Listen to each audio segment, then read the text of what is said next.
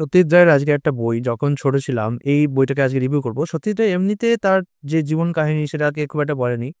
বিজয় রায়ের 'আমাদের' কথা বলে একটা বই আছে। ওখানে সত্যজিৎ রায়ের বড়বেলার কাহিনীও একটা পাওয়া যায়। কিন্তু তার ছোটবেলার কাহিনী মানে তার নিজের হাতে লেখা আত্মজীবনী খুব একটা নেই।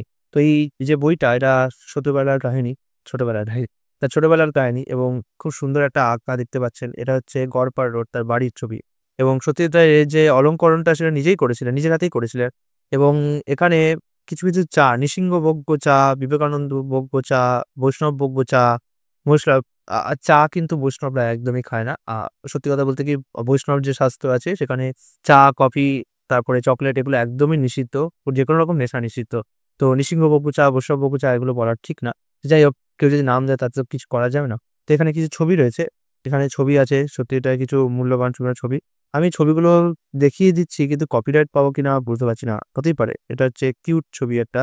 তারপরে এখানে দেখতে পাচ্ছেন যে সত্যজিৎ রায়ের মোটামুটি ছোটবেলাকার যে মজাদার কাহিনী আর এখানে একটা বংশ তালিকা রয়েছে। বিস্তৃত বিশাল বংশ তালিকা। আর এখানে রয়েছে সত্যজিৎ রায়ের একটা জন্মকুণ্ডলী। জন্মকুণ্ডলী আর বার্থ সার্টিফিকেট। বার্থ সার্টিফিকেট হতো না? সে বিশাল একটা বার্থ সার্টিফিকেট দিয়েছে। তো এটা এই বইটাতে আপনারা পেয়ে যাবেন। সত্যজিৎ রায়ের কিন্তু এছাড়া আর আত্মজীবনীমূলক কোনো কাহিনী আমি পাইনি। বিজয় রায়ের 'আমাদের' কথা যেটা আছে সেটা তো আত্মজীবনী না, সেটা জীবনী বলতে পারেন। তো সেটা একটা পেয়েছি। আর যদি কেউ সত্যজিৎ রায়ের স্মৃতিচারণা করে থাকেন সেরকম অনেক তো থাকতেই পারে। সন্দীপ রায় হয়তো বাবার কথা লিখতে পারেন, আমার মনে নেই। থাকতে পারে।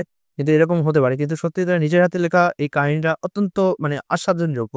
মানে সত্যি ছোটবেলার কাহিনীগুলো পড়লে মনে হয় যে আচ্ছা এরাও তো আমাদের মতোই ছিল এবং আস্তে আমরাও যেরকম ভাবতাম। তো প্রত্যেকেই ছোটবেলায় একই রকম হয়। বাট কিছু টেকনিকের কারণে আলাদা হয়ে যায়।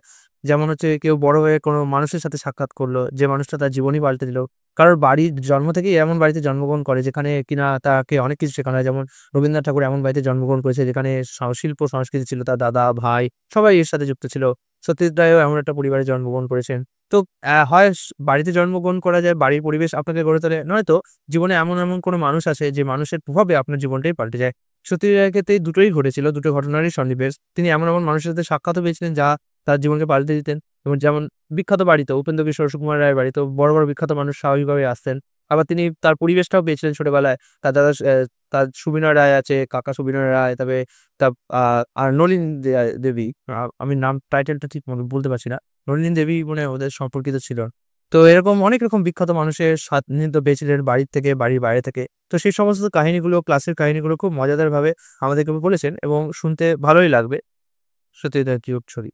যাই হোক, এটা মোটামুটি দেখিয়ে দিলাম।